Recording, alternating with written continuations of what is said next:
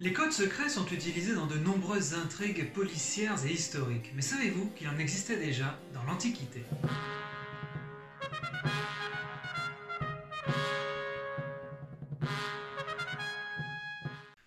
Aujourd'hui, je vais vous parler d'un code secret particulier que l'on nomme en général le carré de Polybe.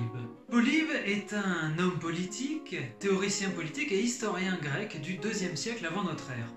Il a fréquenté les Romains, en particulier le clan des Scipions avec qui il était très lié, et il a même participé avec les Romains à la destruction de Carthage. Polybe est aujourd'hui surtout connu pour avoir écrit ses histoires qui sont justement une source très précieuse concernant les guerres puniques. Dans cet ouvrage, il raconte une méthode pour composer un code secret. L'idée est très simple, elle consiste à disposer les lettres de l'alphabet dans un carré de côté 5, et ainsi à avoir une association entre chaque lettre et les coordonnées qui lui correspondent. Ainsi, par exemple, le A correspond au nombre 11, tandis que le G correspond au nombre 23. Il vous suffit donc d'envoyer une suite de chiffres pour pouvoir former un code secret. Ça, c'est la manière dont on présente traditionnellement le carré de Polybe. Vous voyez que le I et le J sont dans la même case, car en latin, le I et le J étaient la même lettre. Mais on remarque que le U et le V, qui sont aussi la même lettre en latin, sont mises dans deux cases différentes. Alors comment ça se fait? Et bien en fait c'est très simple, ce que les gens appellent en général carré de Polybe ne correspond pas exactement à ce que Polybe désignait pour faire son code secret. En dehors du fait que le U et le V soient la même lettre en latin et donc peut nous faire penser qu'il y a une distorsion entre ce que Polybe a réellement écrit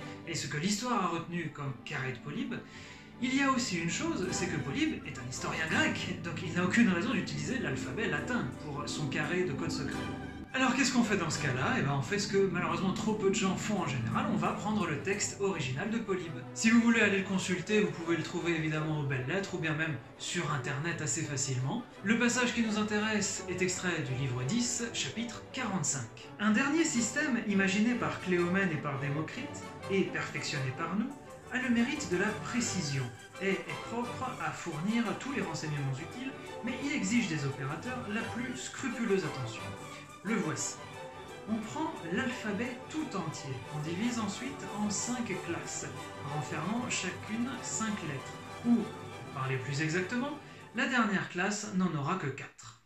Alors d'après Polybe, il y a bien un carré de côté 5, mais qui n'est pas parfaitement rempli, puisqu'il manque apparemment une case. Comment cela se fait-il? Eh bien tout simplement que l'alphabet grec comporte 24 lettres et non 25, et je précise à toutes fins utiles que l'alphabet latin compte 22 lettres, donc le carré de Polybe tel qu'on l'écrit en général avec les lettres actuelles et qui serait celui original n'est évidemment pas possible puisqu'il n'y aurait que 22 cases remplies. L'alphabet grec en a 24, donc il suffit de remplir 24 cases, de laisser la dernière en bas à droite vide, et voilà ce que cela donne en réalité. Voilà la vraie forme de ce que serait le carré de Polybe. Cette petite précision historique étant faite, vous pouvez néanmoins bien sûr utiliser le carré de Polybe tel qu'on le présente généralement, avec les 25 cases remplies et l'alphabet contemporain. Et puis la prochaine fois, je vous raconterai quelques autres types de codes secrets de l'Antiquité.